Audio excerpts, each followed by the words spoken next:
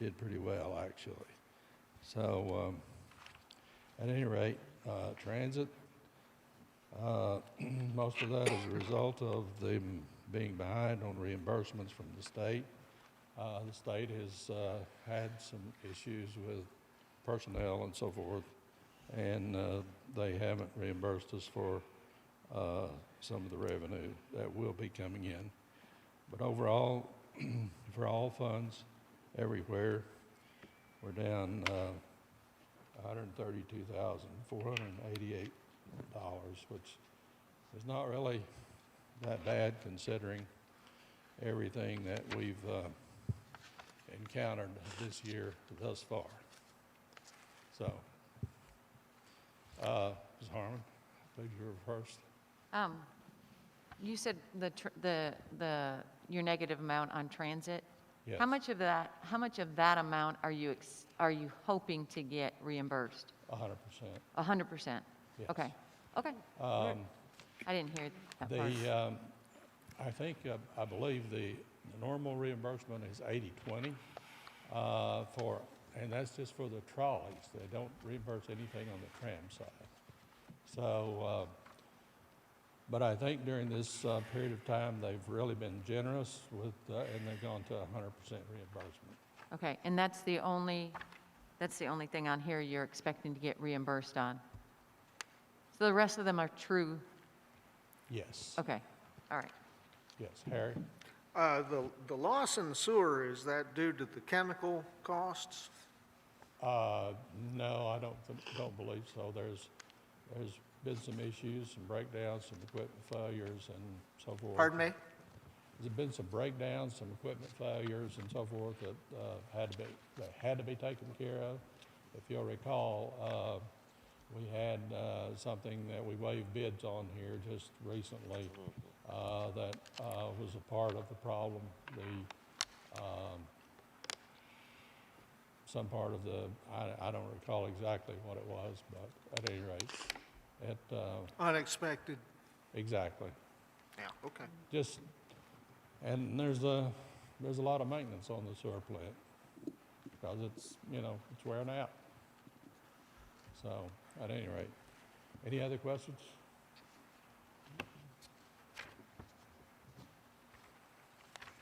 If you'd like to, going back toward the back of the report, look at the sales tax for September. We can cover that. And let me get my sheets in order here.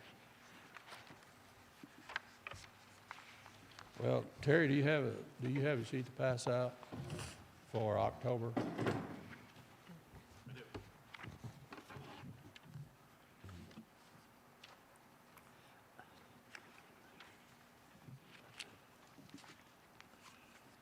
Let's just look at the October sheet because it'll show where the September sheet's in the packet. I just got this information in. I believe it was Friday. Yeah, it looks like it's black and white. It's in there. Thank you. Yeah. And if you'll look at, We don't have this much in there. Thank you. Yes, sir. That's new. Well, it's good to see that it's a positive for October. absolutely, Oh, my I was gosh. really pleased when I put this in the spreadsheet and computed the numbers. Oh, I see. Okay. Up 4.2% over the same month of last year. That's phenomenal at where we are right now. And that brought our net down for the year from a -5 to a -4.20. And so, it takes a lot to make up for that 95% loss that we had up there in May, June, and July.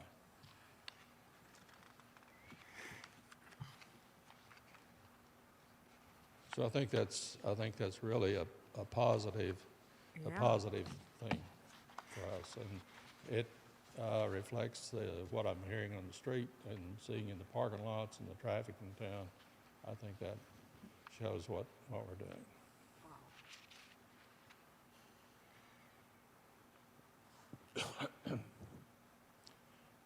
Madam Clerk, did you have a question?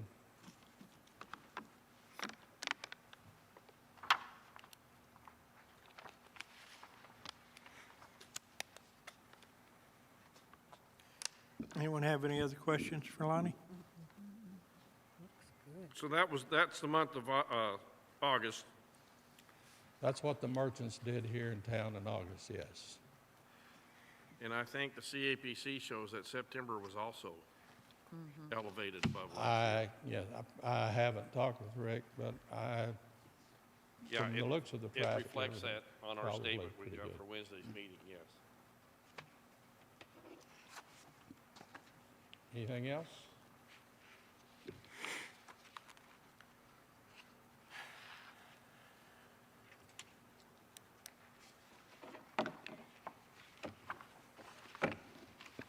Mr. Mayor, you have anything else? Any other questions? I don't have anything. Does the council have anything for Lonnie? Oh, looks good.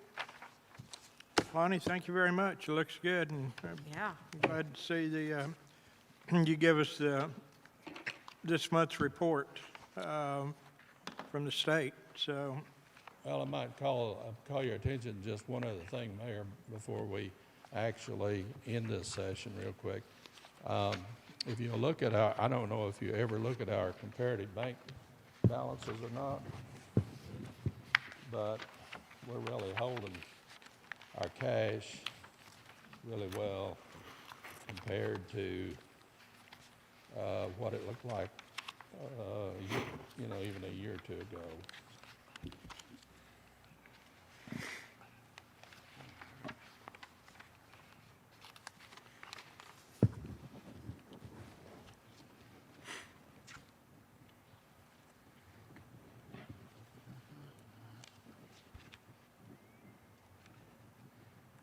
I'll find it in a minute. Y'all have it?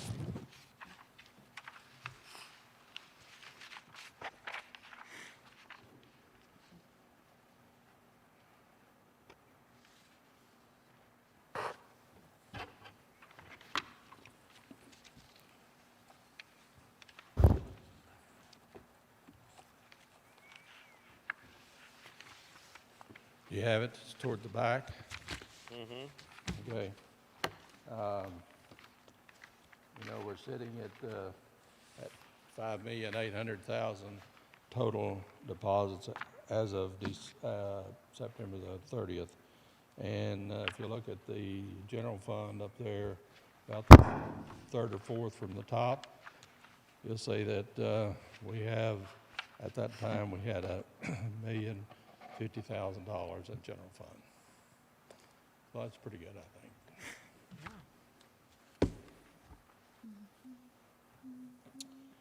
Okay, if you have nothing else, no more questions. all right, thank you, Lonnie. Okay, thanks. Drive careful. Council have anything else to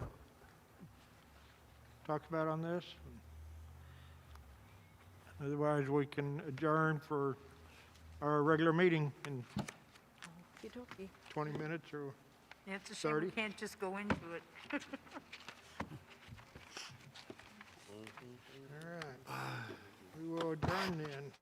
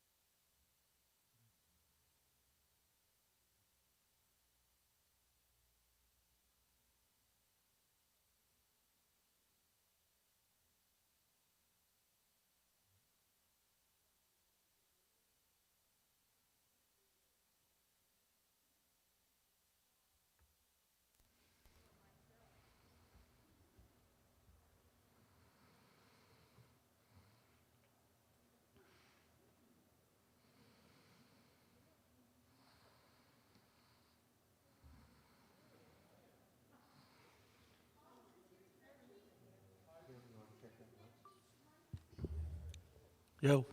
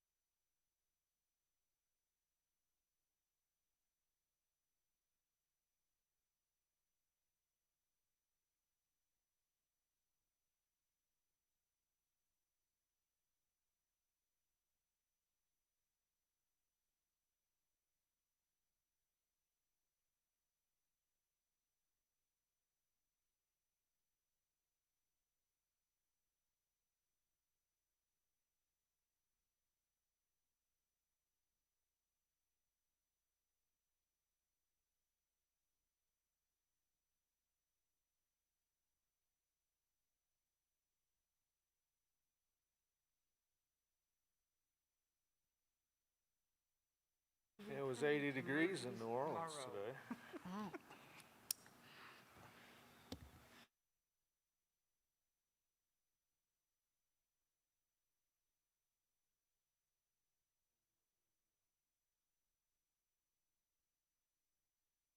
I guess we'll go ahead and get started here. I want to welcome everyone to our city council meeting for October 26th. If we could have a roll call to establish quorum, Madam Clerk. Susan Harmon, Here? Bob Thomas, Here. Mickey Schneider, Here. Harry Meyer, Present. Melissa Green, Here. Terry McClung. I'm here. We have 6. All right, if we can stand for the Pledge of Allegiance.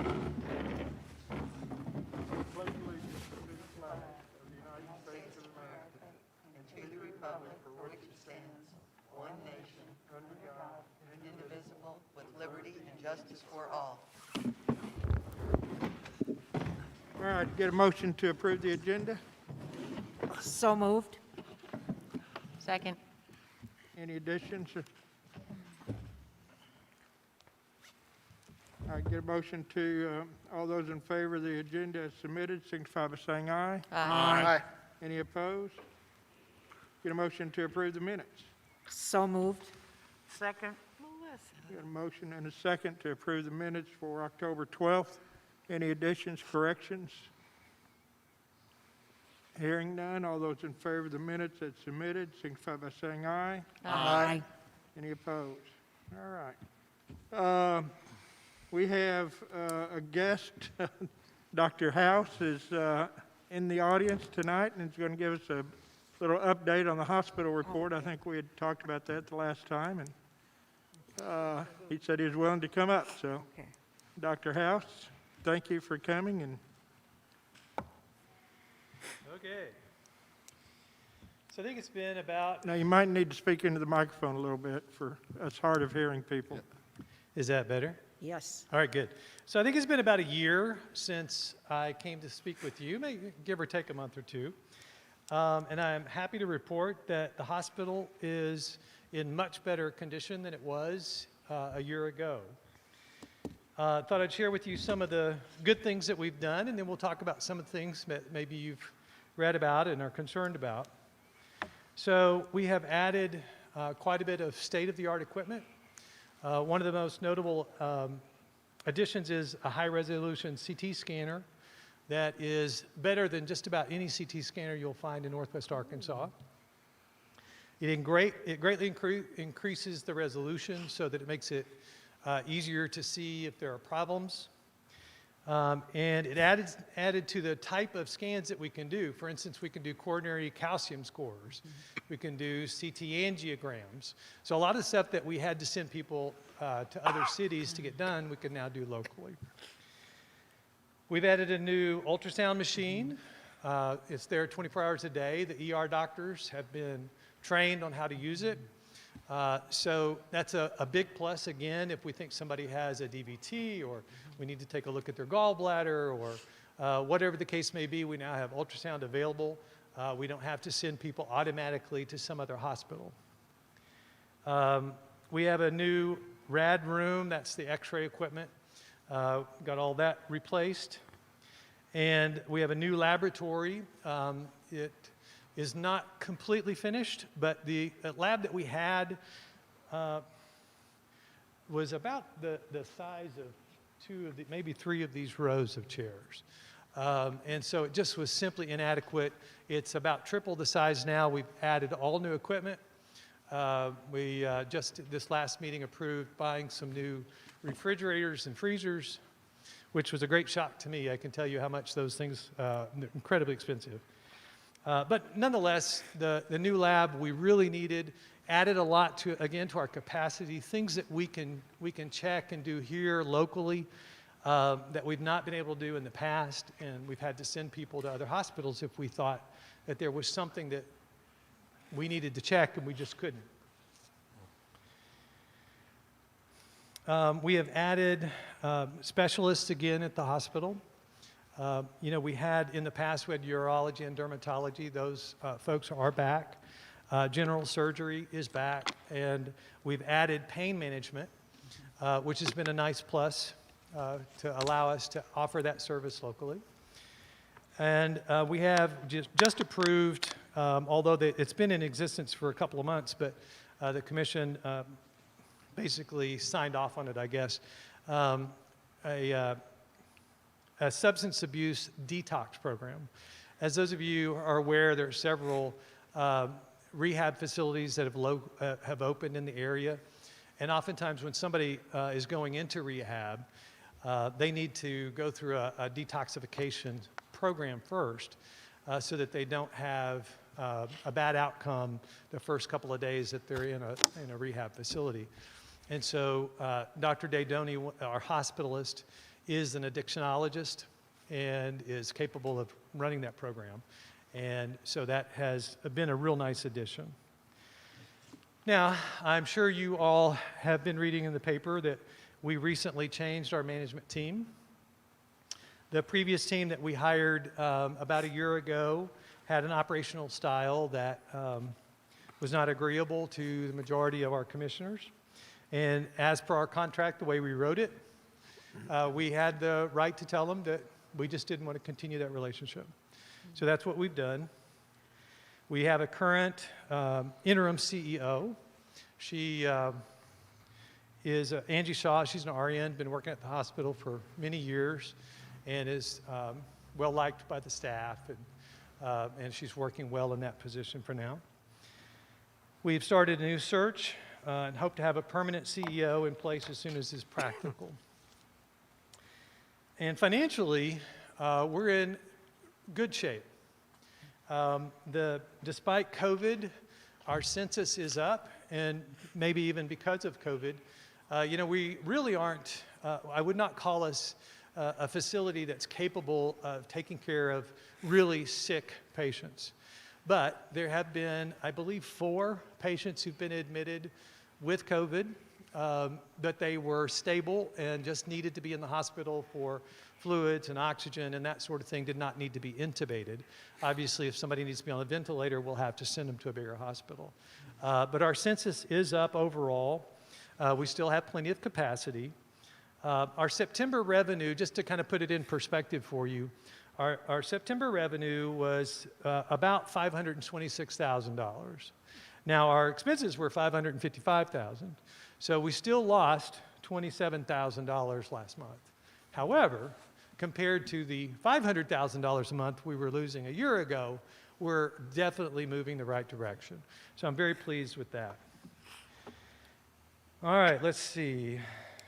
All in all, I have to say that I believe our hospital is definitely on the right track. We're not doing everything right, but we're trying hard to make it a hospital that we can all be proud of and rely on. I think that's the most important thing, is that members of our community know that our hospital is here to stay, and we can take care of you for all but the most serious things. So, any questions? Susan? I just have a question about the contract that you had with the management company. What was the, I want to phrase this correctly. Was there a payout, a guaranteed payout to them should you terminate that contract? Not a payout per se. The contract said that we would give each other 6 months' notice if we decided to terminate for any reason. And so technically, they have the right to 6 months of pay. And what would that estimate be? Let's see, they were getting $25,000 a month, so 6 times that, I believe, is $150,000. Okay. And you're still negotiating that? Is that Yes, correct? that is Okay.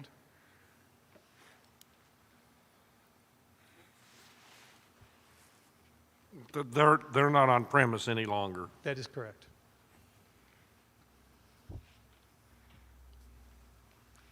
Mr. Thomas? Yeah.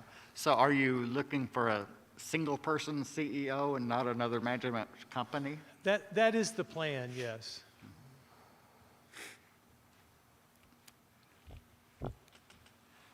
Mr. McClung? So I guess, sounds like we're on What's My Line or something, but it sounds like you're going to take on the responsibility of operation yourselves, which is what you're doing right now, and continue that apparently. Now, I'm sorry, say that again? You're gonna have a manager or A CEO? CEO. Yes, and under the direction of the Eureka Springs Commission. correct. So you're gonna run the hospital. With somebody with experience that knows what they're doing, we would have no more involvement than we would have with a management company. The position and the role is still the same. Okay, Does that make sense? right. I suppose so. Okay. I meant my answer. Did that clarify what you were asking? Yeah. Okay. It means that there's not a network of people that's gonna be taking over. There's an individual that's gonna Right, oversee all operations correct.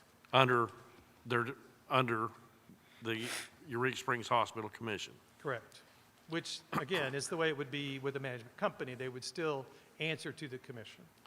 Right, and they'll be under contract just like, Right. you know, and they might be $25,000 a month. Whatever we Yeah. feel like it's going to take to get somebody that's doing the job well. Yeah. Mr. Meyer? Do you have plans on upgrading the room, the equipment in the rooms, monitors and, you know, I visited a friend there a few years ago and there was no way to wash a bedpan in the rooms other than taking them down the hall. Well, as you all know, for many years, we've wanted to have a new building, a new facility. And, you know, adding things like adding bathrooms or adding places to do things like that become very, very difficult in our current space. But we obviously can't do that until we have a good management team in place to make sure that everything's running smoothly so that we can then start affording to say, well, let's start taking that money and investing it in infrastructure. We have invested a lot in equipment because that's something we needed to do in order to just continue to make the hospital work. Now, there are other things that we would love to do, Some of it we're kind of limited on due to Medicare regulations unless you build a new building. So there are some limitations on things we can do. But I think as we're in a good position to start thinking about those things. Ms. Harmon? I just want to go back to what Harry said, and based on what you had mentioned before, Dr. House, that it doesn't sound like you have hospital patients as much as you do the specialists who are coming in that have patients, correct? No, that's not correct. Okay. You said you only had a few people that were actually in the hospital That is recently. correct. So would you say that you have more patients coming to visit those specialists that are there as opposed to people who are actually occupying beds in the hospital? Well, so it depends on how it depends on what you're measuring. So if you're measuring overnight stays in the hospital, our specialists do very little. In fact, almost none. Right. If you're talking about people traffic to the hospital, Correct. then yes, the specialists generate a lot of traffic. The hospital itself does not get much revenue from that. Okay. That primarily goes to that specialist. Okay, so as it stands right now, and I'm not trying to, this is in my mind what Yeah, I'm thinking that's okay. is that your revenue is primarily coming from what's being brought in because of specialists, not because people are needing those beds at the hospital. No, that's not correct. Okay, As I said, we get almost nothing from the specialists as Okay. far as revenue goes. The bulk of our revenue comes from two areas. One is inpatient stay, acute care. Okay. And the other is ancillary services like CT, lab, physical Okay. therapy, all of that kind okay, of stuff. okay, thank you. Yeah. Mickey? John, is there still a whole lot of emergency rooms visits? It is actually down since COVID. Okay, since COVID, but until then, that was probably a really big business thing? Yeah, and Yeah. it is going up, however. People are, as you know, starting to think that this is all over. And so more and more people are going to the ER. But that is also a big area where we get a lot of revenue, if you think about it in dollars and cents. I think that's the only time, except for the birth of my son, that's the only time I was ever at the hospital, every month. Well, that's good for you. That's great. Every month? Oh, God. Mr. McClung? I'm accident prone. Yes, Doctor. So is there, I mean, I don't know how to make this sound right, or maybe it, right or wrong, doesn't matter. Is there an occupancy rate or something like that that is a break even as far as the hospital goes, you know? Yeah, that's a real good question. Because we are what's known as a critical access hospital, the answer to that is really no, not really. So in the simplest terms, and you know, if you wanted to get into all the complexity of it, I wouldn't be able to tell you all of that, but in the simplest terms, Medicare looks at our reimbursement rate. Essentially what they do is say, how much does it cost to operate this hospital? And then how many acute care nights did you have? And then they divide that total cost by the number of acute care nights, and that's how much you get reimbursed. So if we have one patient the entire year, that patient generated however many millions of dollars it takes to run the hospital. Now, obviously, if that were the case, I think that Medicare probably would come back to us and say, you know, we could spend our money better elsewhere. But that's the idea behind a critical access hospital, is that they know that we can't generate the census needed to run a hospital like Washington Regional or Northwest or Mercy. And so to keep access on the local level, they base it on your expenses. Now, they have limitations to that. For instance, we couldn't hire a CEO at $4 million a year. They'd say that's exorbitant. You don't need that kind of money. So whenever we submit every year, and there are even some interim reports, we submit to Medicare something called a cost report. And so that cost report outlines where all of our money went. And then we have to justify that to Medicare. Why did we spend that money? And so then we send that in, and then Medicare goes over it, and they say, okay, good. And so then every quarter or something like that, they kind of go back and they review that. They look at how many nights of, it's all done by 20, that 24-hour period, but they call it a night. How many nights of care we provided, and then we get reimbursed based on those expenses per night stay. So now that only applies to Medicare. So if you have Blue Cross and all the other different plans, they reimburse differently, but Medicare, is our bread and butter, obviously, in a community this size, and with our demographics. I just have Ms. Harmon? one more question, I'm sorry. That's okay. So based on the new equipment and the new services that you're offering, and I know you're looking to hire somebody right now, so you might not exactly have these numbers.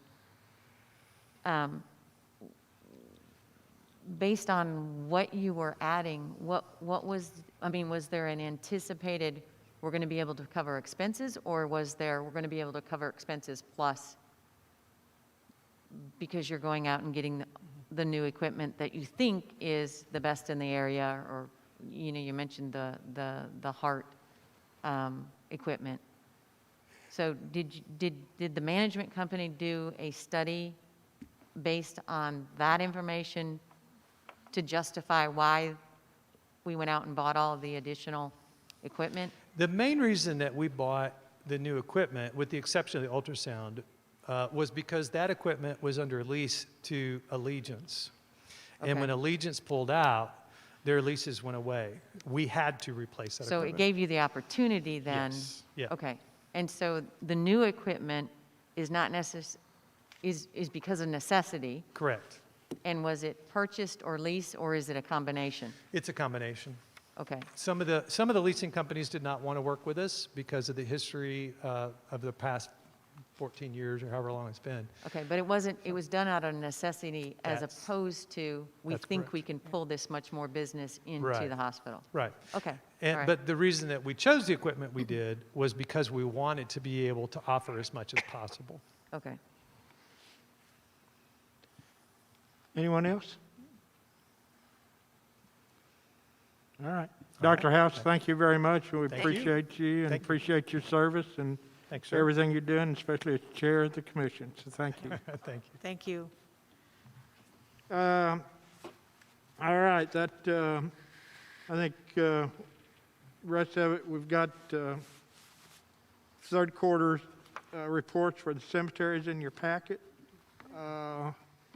We will be having some people coming up for renominations from the HDC later on next month or later on this month. But that brings us up to public comments. I have one Oh, question. Mr. Thomas? You just kind of skipped over the parks report.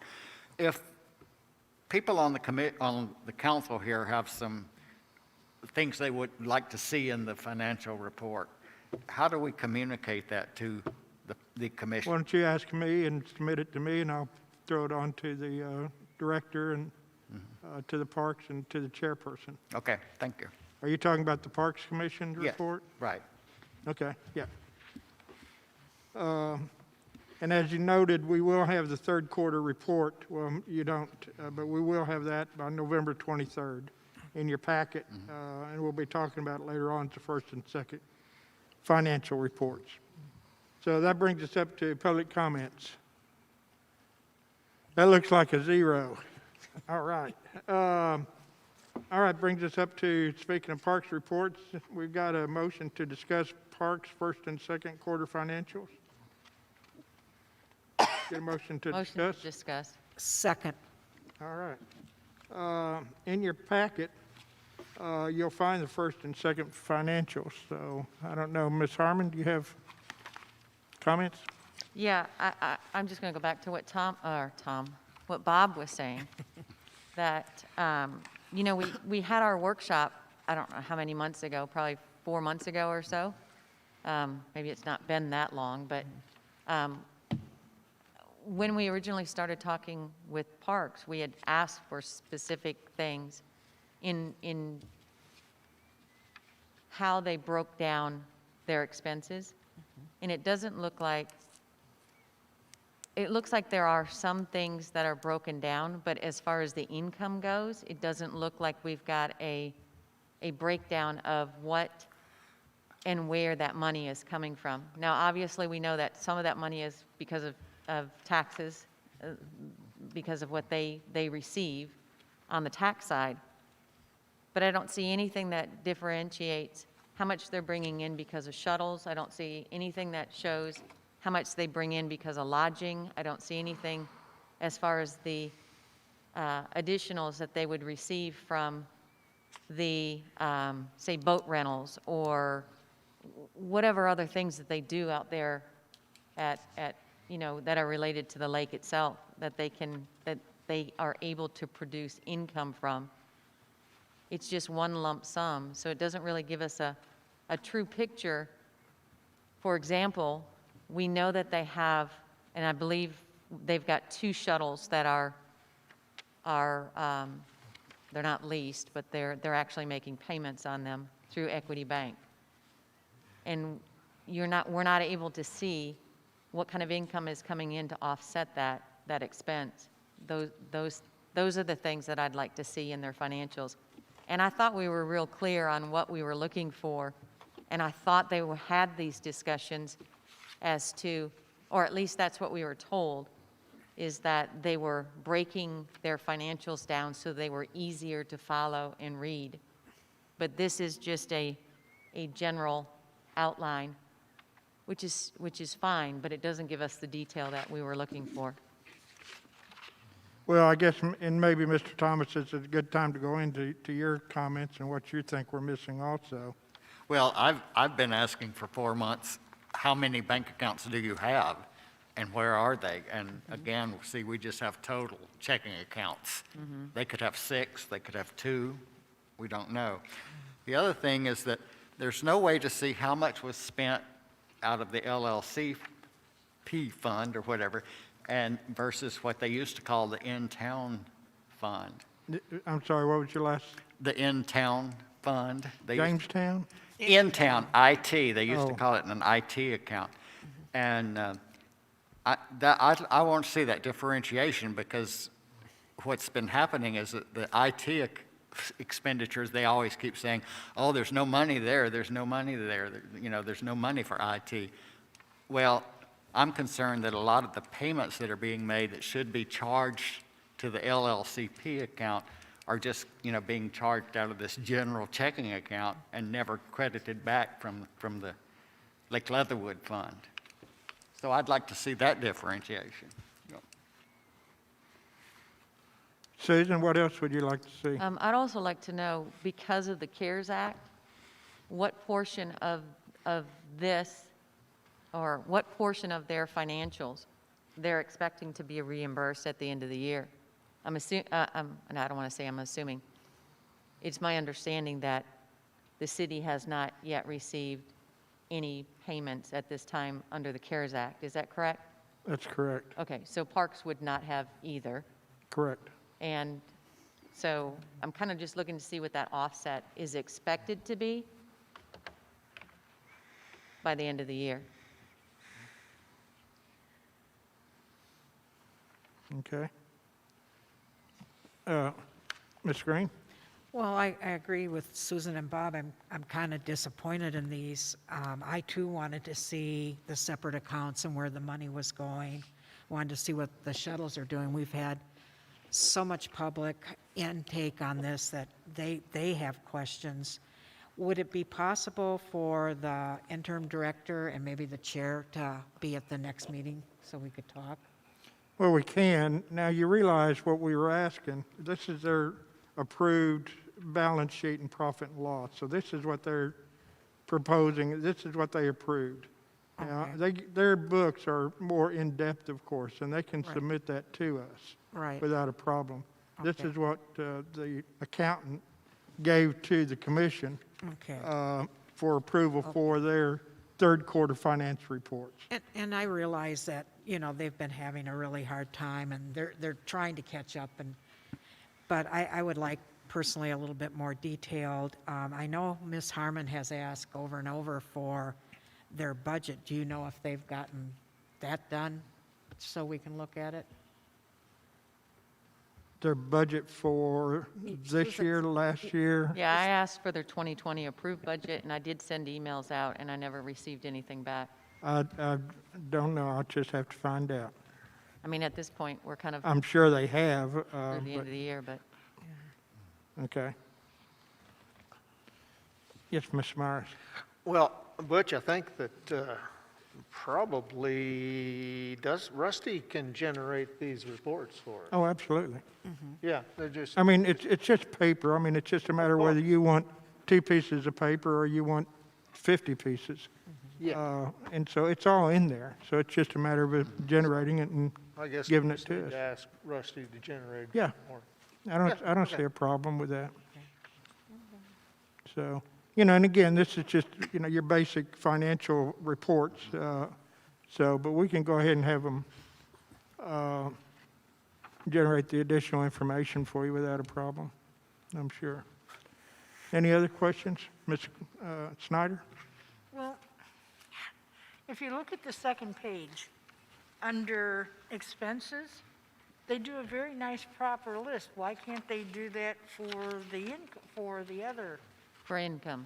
Yeah, for the They income. can. It's I mean, like, I don't think we need more than a couple of pages. it's total. like Mr. Myers said, it's there, the Right, right. information's there. Well, It's that's just a what I'm saying. matter Well, of, you were saying 50 pages, and I'm saying, no. well, I mean, that would be the expenses. I'm sure the income isn't that much, so yeah. Yeah, it'd be simple to just add one section. Anybody else? All right. I'll get to see if we can get that information out for you.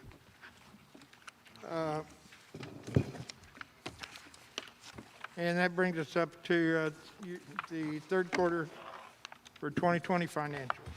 Madam Clerk? All right.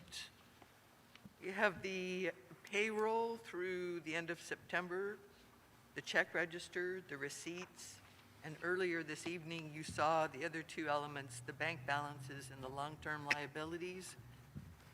For people who want to dive down, the building isn't open, but we can figure out a way for you to have access to this anyway. So don't hesitate to ask, please. Any questions? Okay, that brings us up to our third item under new business is the proportionate share agreement for the judge's salary. Motion to discuss? Second?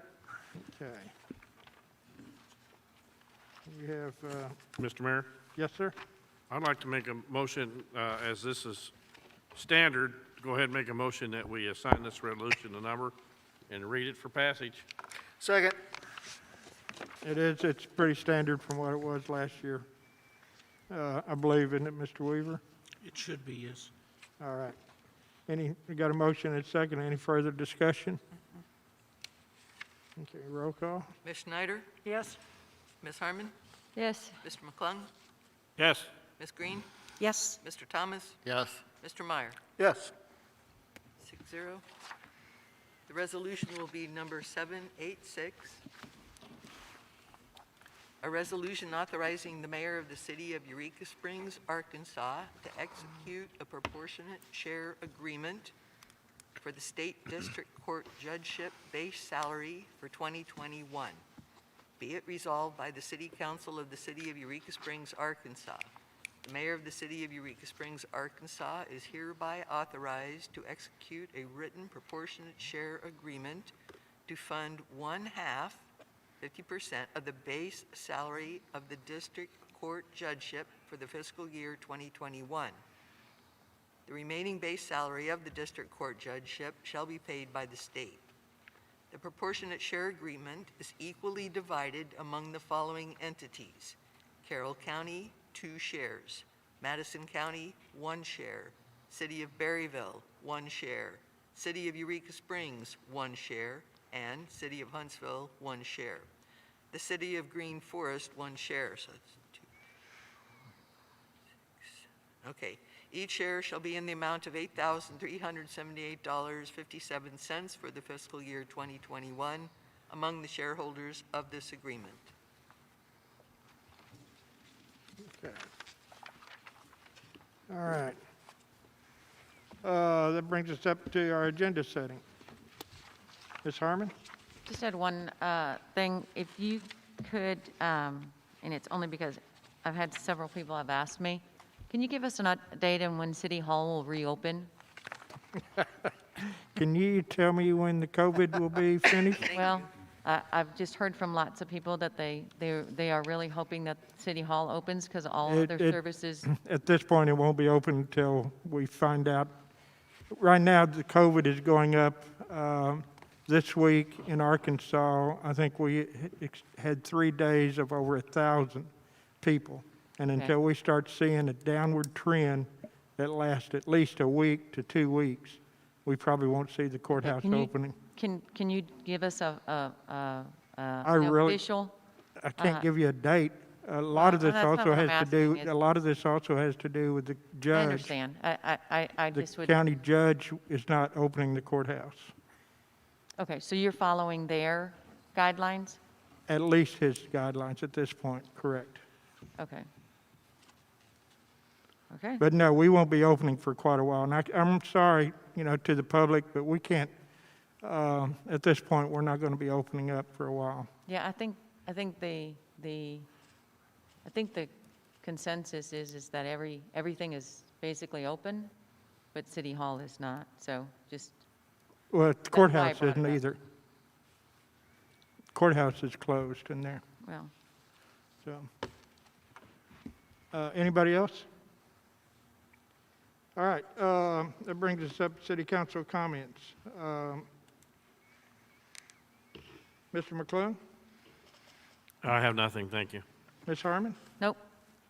Mr. Meyer, Nope. Ms. Snyder. I don't think so. It's getting Sorry. boring. Ms. Green? Oh, well, I'm going to go off on my crusade for the HDC. I just wanted, it'll be quick, I promise. I wanted to talk about the commissioners on the HDC right now. Most of them have lived here well over 10 years. Most of them are contributing to our city in volunteer work.